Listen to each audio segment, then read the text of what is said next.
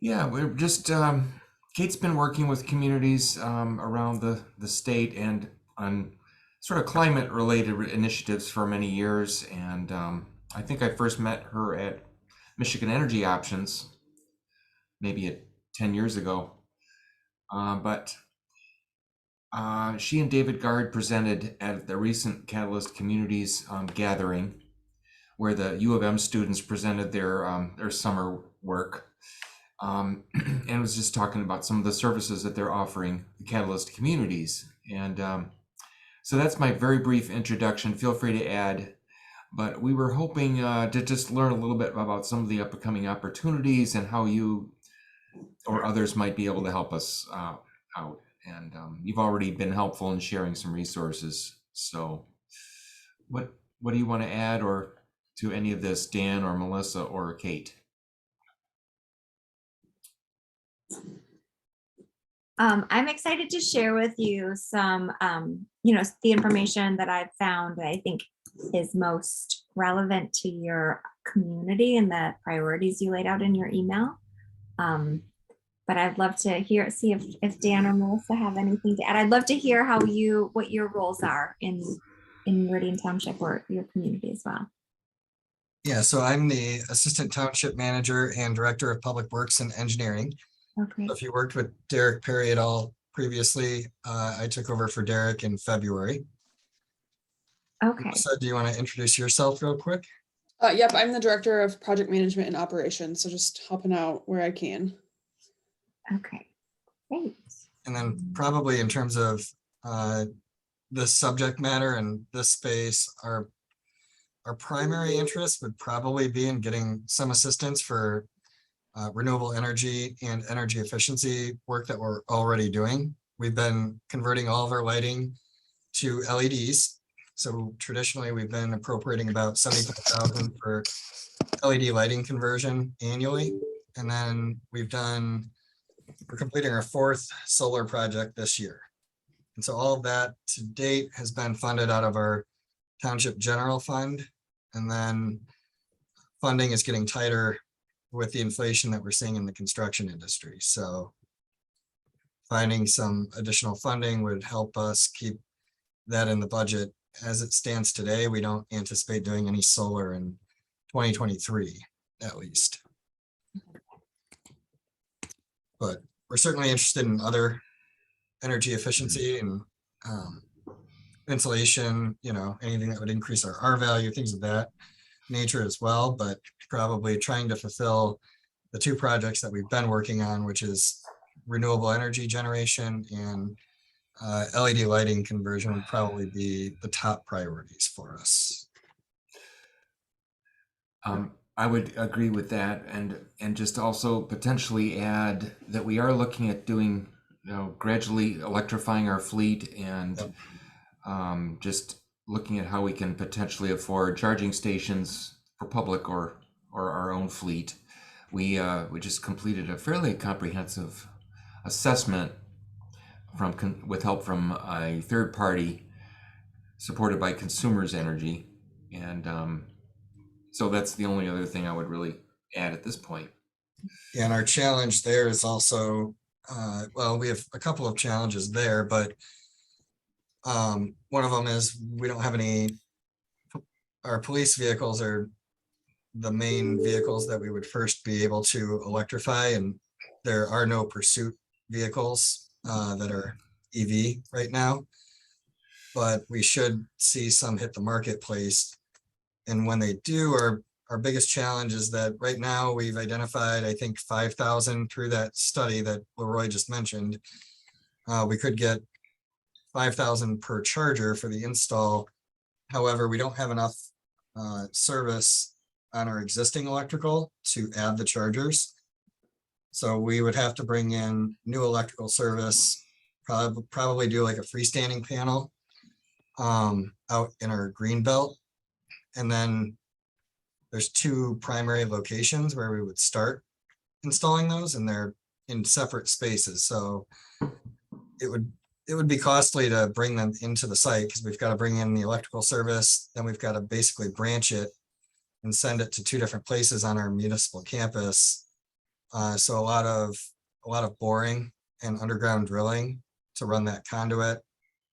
And then, you know, to put the new panel in and all of the initial electrical upgrades. So And this would be to put charging stations for the police vehicles in particular? police, and then probably some for like our public works, public charging stations, and maybe some staff charging stations on essentially the other side of the campus.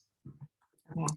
So we'd probably bring the electrical service in off the right of way and do a T and then branch it to 2 different locations to start. And then be able to branch it further from there when the time comes.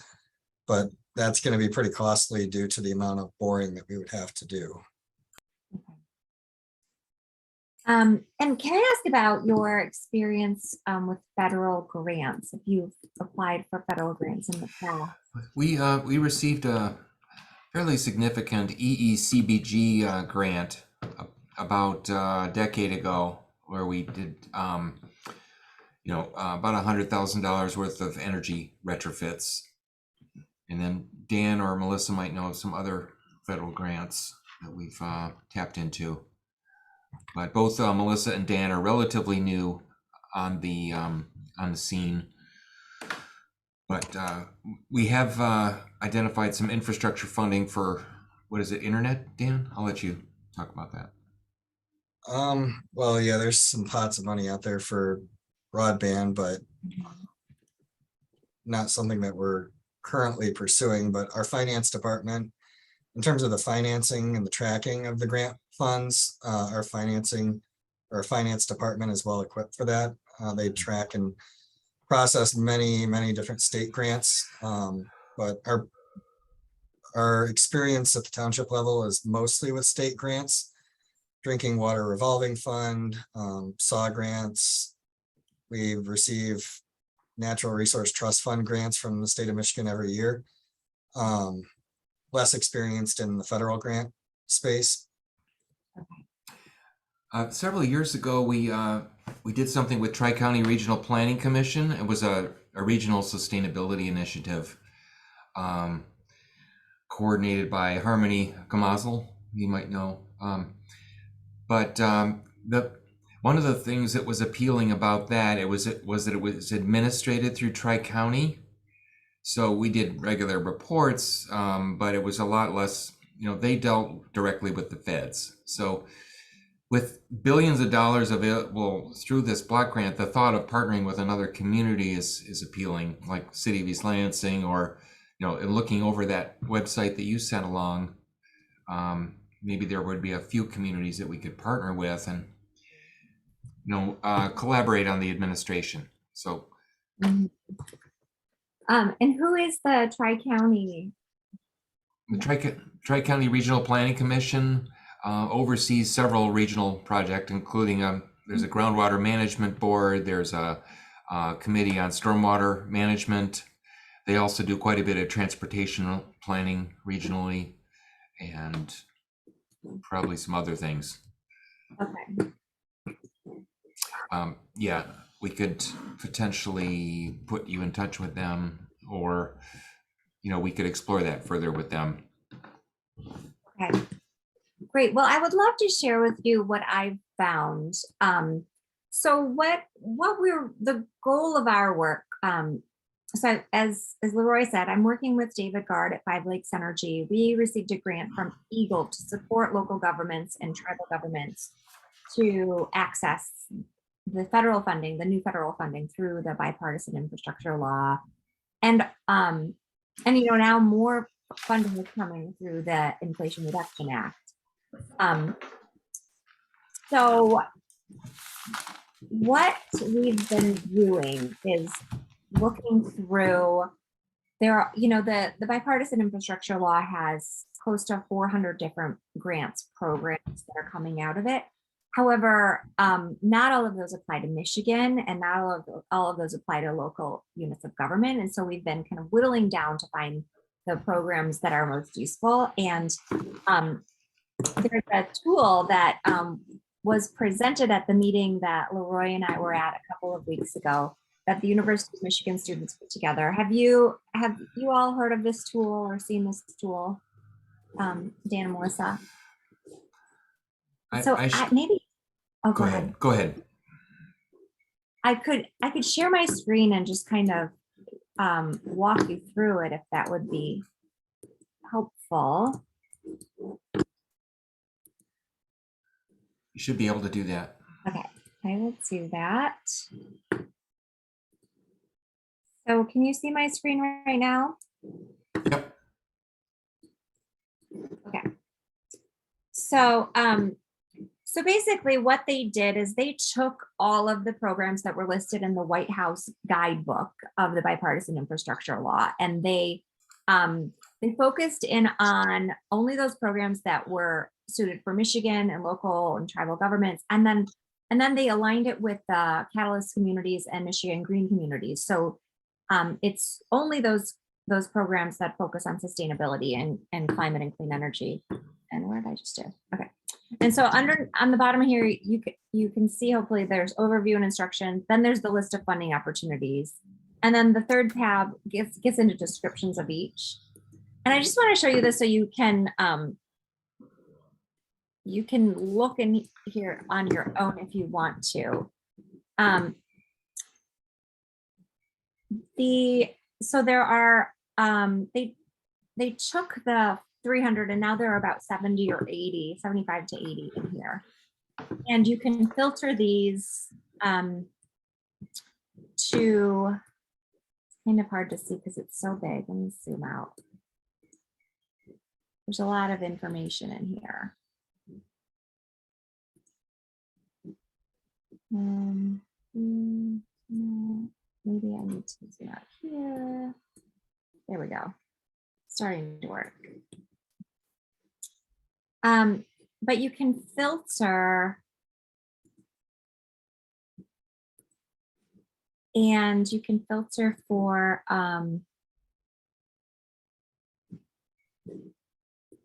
it's not showing what I want to show. There we go. So you can see that it has these different programs here. You can filter for clean energy and power, and you can filter for electric vehicles. They're a little bit off-centered, so I think F is the one I want.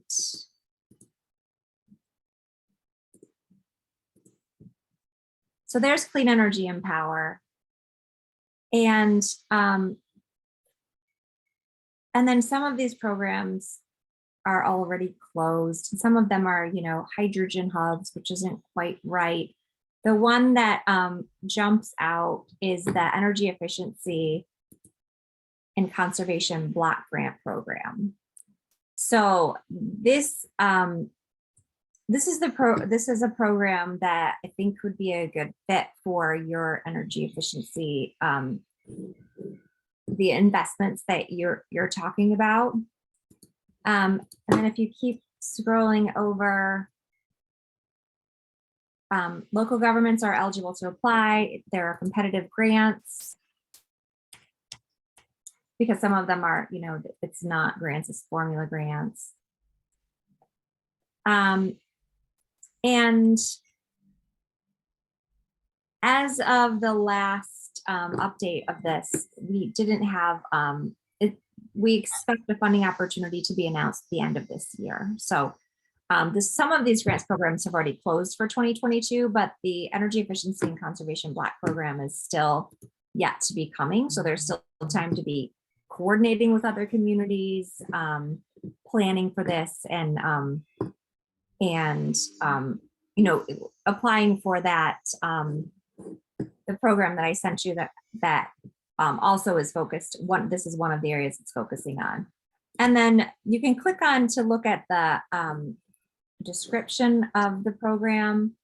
And it's really, this one is really very comprehensive. So it can include a lot of different things. It can include developing an energy efficiency or conservation strategy. It sounds like you already have that, but if you wanted to do more or do something regionally, do that. And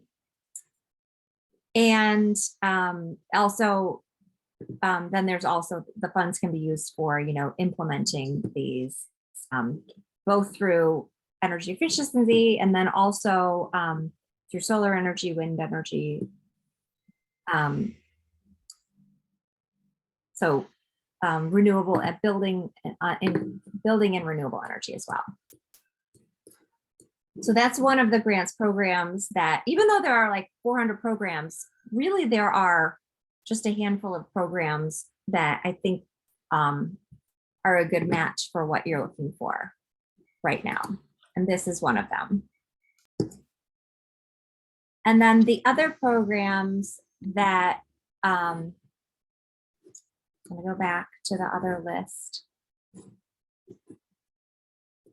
Then I'm gonna undo this filter. Does this make sense? Is this helpful to see this? Okay. And then there's the electric vehicles, and I think that's D.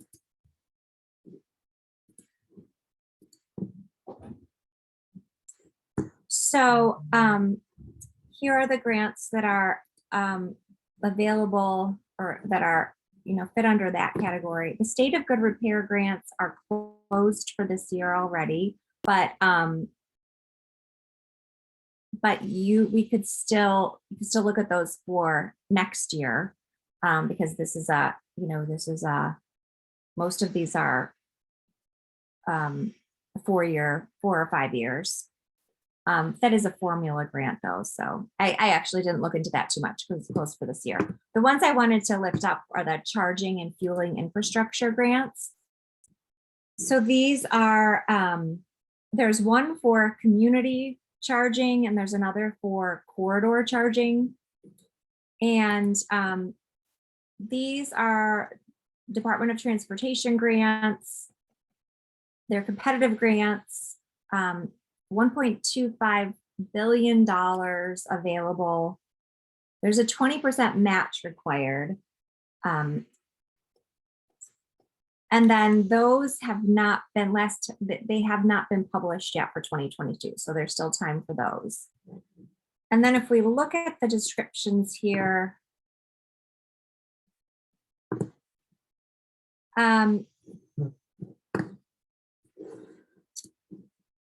so these funds are available to install EV charging or alternative fuel in public roads, schools, parks, and publicly accessible parking facilities. They are prioritized for rural areas, low and moderate income neighborhoods, and communities with low ratios of private parking or high ratios of multi-unit dwellings. I'm not sure if Meridian Township would be considered. Is it considered rural? Or No, categories? no, we don't have any ag zoning anymore, so I would have a very hard time seeing us meet whatever the definition is in statute. But it is just, oh, sorry, go ahead. Usually a low to moderate income from a statutory would be like 150% of AMI or below, and we don't meet that threshold either. We're not a core community under like the state definition, so we don't have access to core community redevelopment programs like East Lansing and stuff. So unless it has a really high AMI cutoff, I don't think we would meet that. Okay. It's still, it just prioritizes that. So I think 50% of the funds for this program are. Okay, yeah, prioritized for rural areas, low and moderate income. Does your tracker here link off to the actual statute itself? Or like, Yeah. where we go, what's the most efficient way to find exactly how, they define some of those things and prioritize that? So over to the right here, there's a link to, the page where the program lives. So so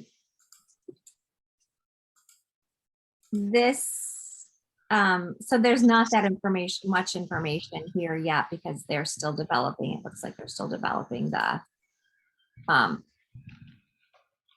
the grant program. But it says at least 50% of this funding must be used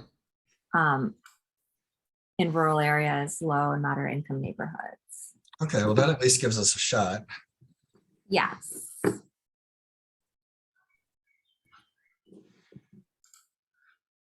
And then the other one for corridor charging,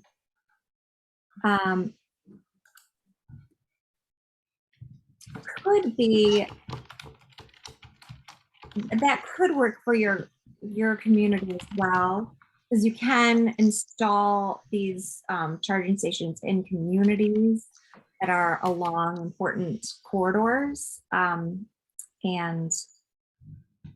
I'm not sure, you would know better than I, if Meridian Township.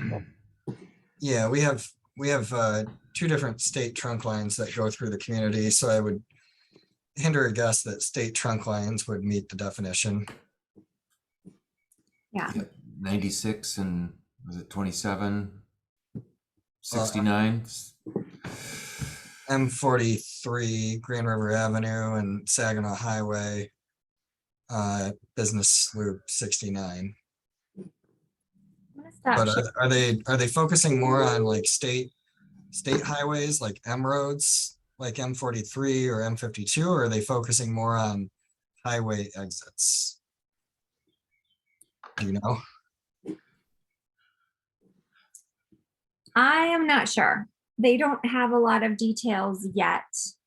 The state has, the state has a its own map for where the priority charging stations are. I think it's also how we could write this up in a compelling way. And if there's a compelling angle that you have based on where you're located and the need for more charging stations. That could be one way to look at it. Are you going to talk about the boot camp? Yes. Let me put this in the chat so you have. Let me switch it up here. I can paste it in the chat. Okay, great. One of the things that seemed like a bit of a challenge, I mean, it made sense, but putting together the project team involving a finance person, the city manager or the township manager or assistant manager, finance, all the folks involved. Anyway, I'll let you speak to this. For the boot camp? Yeah. Okay. Oh, you already put that in there. Yes. So I've just started this. They just announced this. Local infrastructure have just announced this boot camp. They're going to be doing 30, as I think you probably read.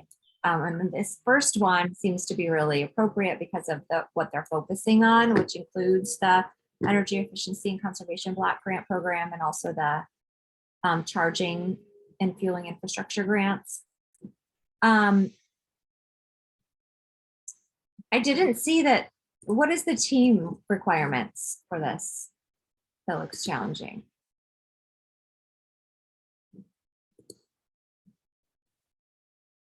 I see. Okay, so I'm looking at the, yeah.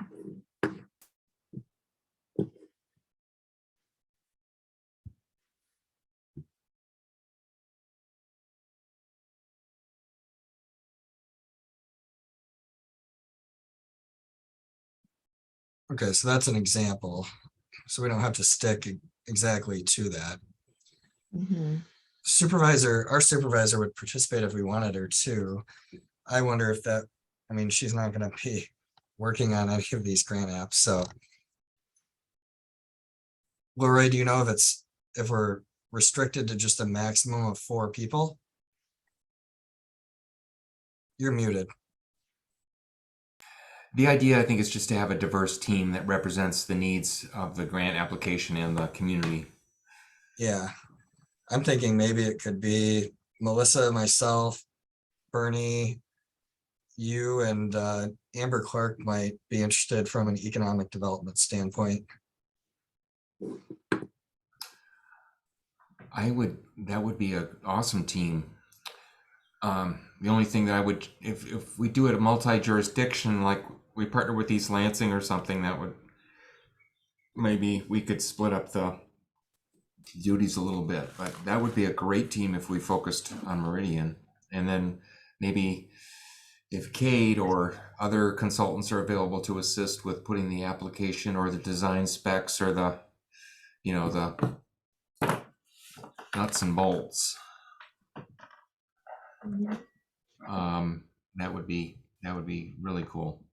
And just a heads up, it says you have to register or submit an interest form by the 31st, and spots are limited. I don't know if you saw that piece. Yeah, good point. Yeah, this is very timeliness is important here.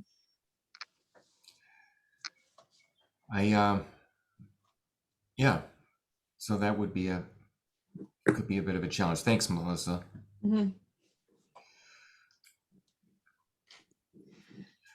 It does look like, I'm not sure how hard it is to just, so this is it's basically a program that's put together. I mean, are you familiar with the local infrastructure hub?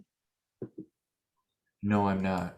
It's just been put together to offer support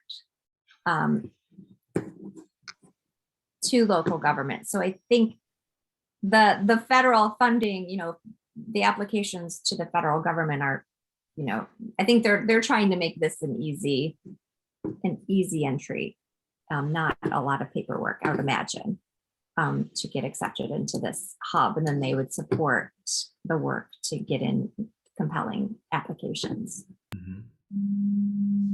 What do you see as your role in work with your grant with the state? Could it put us in touch with resources like this, or would you actually be a member of the team, or is that up to us to decide, or all three? So we only have the grant through the end of September, and then hopefully we'll get an extension to be able to work with communities after that, because we're really just, this is just a few months to kind of get this out there. So how I see this now is just starting to work with communities. We're having 3 webinars that we'll be announcing soon to kind of share the tools, share what some of the best grants opportunities are, and let people know that we're available to work with them. And then, connecting with resources that can help in more depth and more longer term, like this local infrastructure hub. We don't have the capacity to really help with grant writing. We want to work with communities to support the grants application process, because that can be the heaviest part of lift of all of this. But this program, I think, is much, if you're able to get in there and you have the time and the people, which sounds like you do that, I think that would be much more in depth than what we can provide. Well, I'm willing to be part of a team. I don't feel like I have the time to commit a huge amount, but I would definitely, it fits with a lot of the things we laid out in our climate action plan and our which we are currently revising.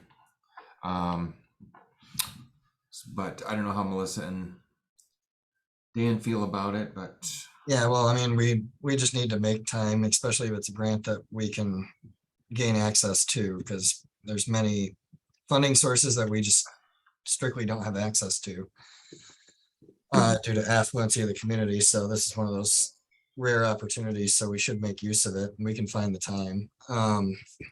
Melissa, you want to reach out to Amber and Bernie and copy Leroy and I and just see if they would have an interest? I know that Amber wanted to learn more about BIF and if it could be used to help support the public infrastructure for the village of Okemos. So I know Amber would be interested in attending. And Kate, could you share your webinar dates with us if Leroy doesn't already have them? Absolutely. We haven't set them yet. We're setting them this week. So then I will definitely share those with you. And I'd be interested in joining joining these, if you get accepted into the local infrastructure hub boot camp, I would be interested in being part of your team and being on that, on Okay. those calls. Yeah. Yeah, absolutely. Fantastic. So let's get confirmation from Bernie and from Amber and see if they would want to join us.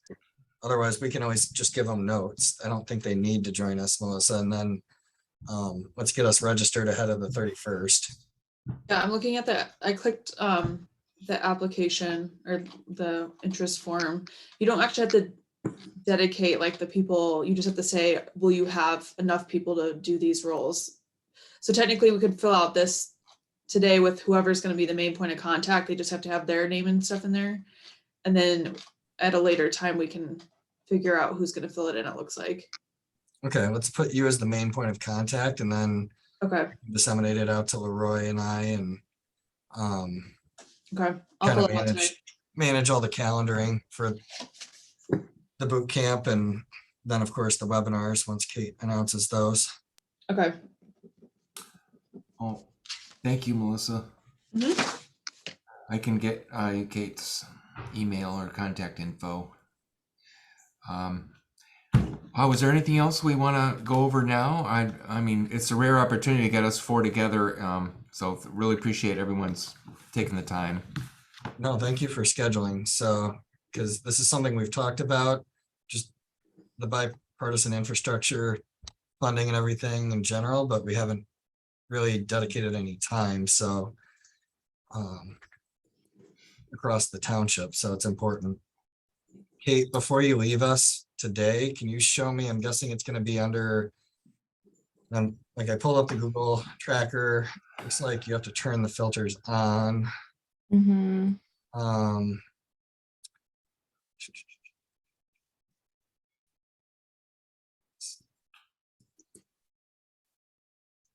Data. Because they kind of a design choice to slant them, you just have to kind of, there it's like two columns over from where you would think it would be. Yeah, I'm just trying to.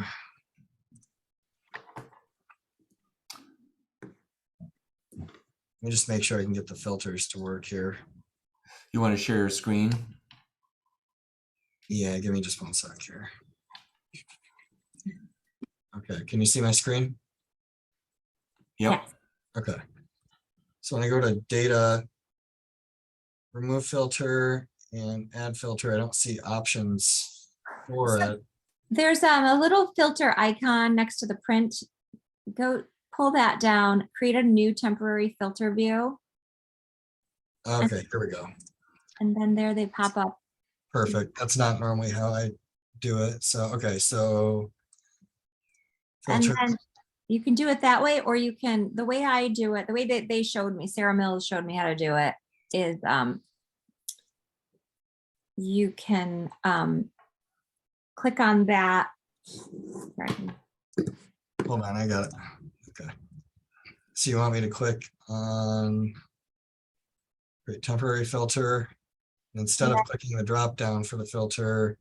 No, click on that drop down and then go down to blanks. Oh, that's right. On that, and then it gets rid of all the blanks, so then it just brings up the check marks. Okay. So for roads, bridges, and major projects, this would be what Amber is interested in. Local and regional project assistance grants. Okay. So we can take a quick look at this and see if we can find anything. Yeah. Do I have to undo the blanks though over here? Because otherwise I'm double filtering, right? So then you can click on it again. Yeah, you have to undo it. So you have to, yes.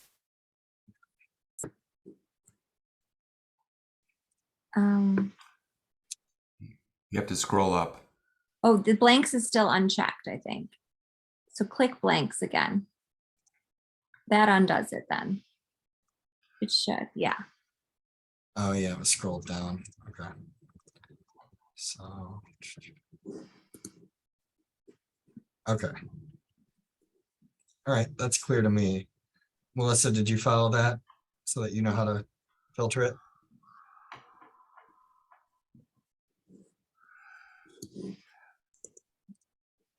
So I'm putting in the chat a few other programs that are closed for 2022, but could be of interest to you. I'm not sure. I know charging stations is something you're interested in. There's also clean school bus program and lower no emissions bus grants.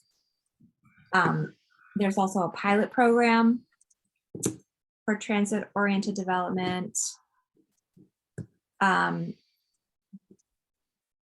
Yeah, I don't think any of these really fit your needs, but I just wanted to flag that there are some other programs that are closed for 2022, but 2023 is going to be here again before we know it.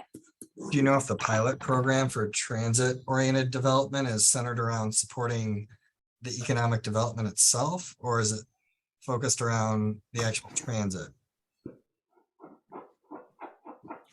I'm not sure. Ways to improve economic development and ridership, foster multimodal connectivity, accessibility, improve transit access for pedestrian and bicycle traffic, engage the private sector, identify infrastructure needs, enable mixed use.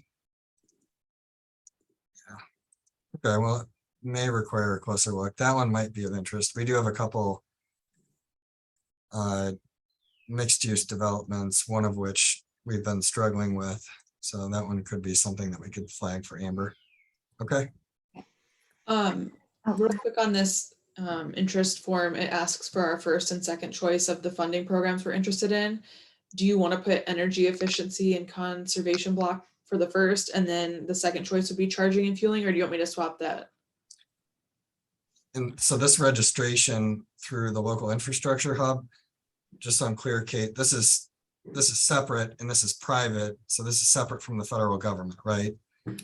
Right. It's a tool that's been put together. It's by the U.S. Conference of Mayors, Bloomberg Philanthropies, Yeah.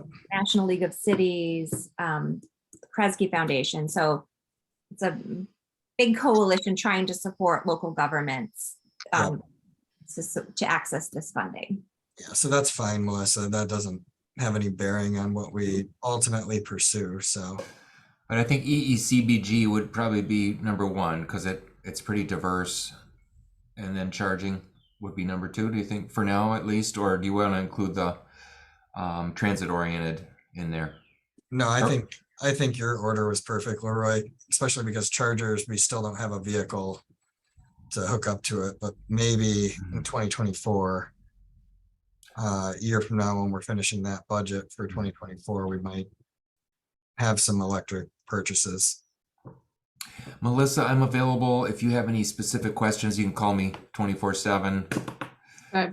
Want to be part of the team. So if there's something you want some feedback on, that if you can't make up a good answer on your own. Okay. One other thing I wanted to mention, I'm not sure if this is helpful or not, but you did mention energy efficiency improvements at pumping stations. The Clean Water Revolving Fund received a lot of additional federal funding. And I'm not even sure if that could be covered by the state revolving fund to do improvements to pumping stations, but it might be worth looking into. There's a deadline for 2024 that is November 1st to get a letter of interest into the state. And then have you experience with the state revolving fund? Yes. Yeah, okay. So I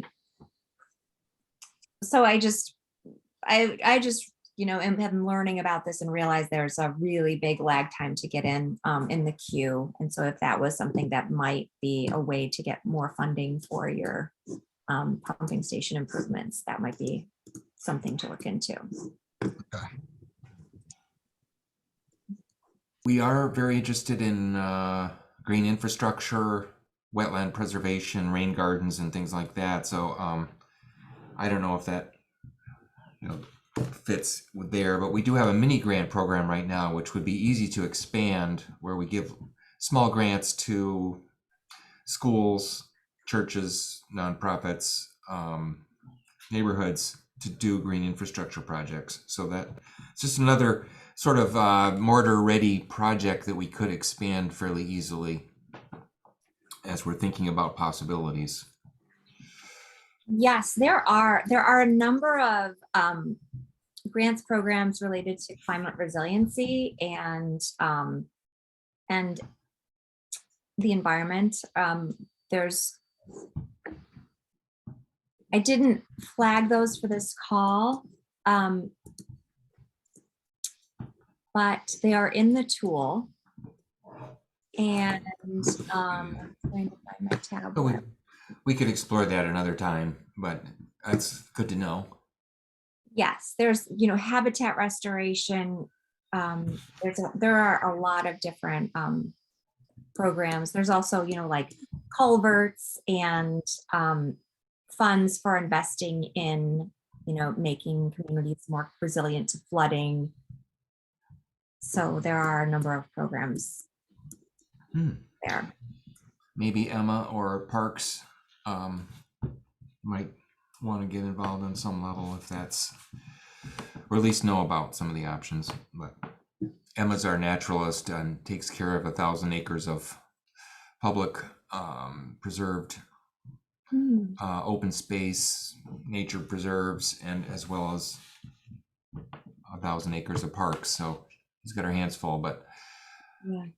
anyway, anything else that we want to talk about today?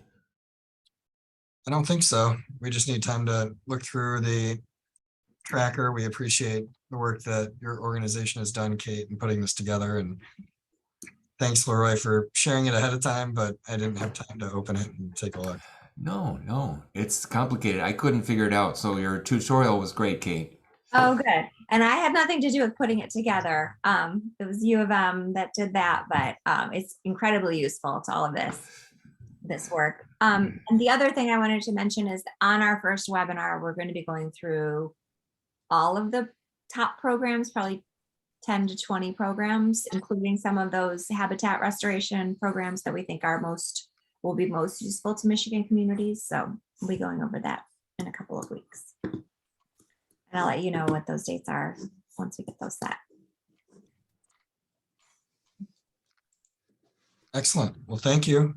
Thank you so much. Yeah, you're welcome. It's great to be in touch. I'm so excited that you're going to apply for this boot camp and look forward to being in the loop on that. Appreciate it. You guys have a great afternoon. And again, don't hesitate to call Melissa if you get some roadblocks on that application. Okay, thank you. Thank you. Thanks, everyone. Thanks, everyone. Bye. Bye. Dan? Oh, lost him.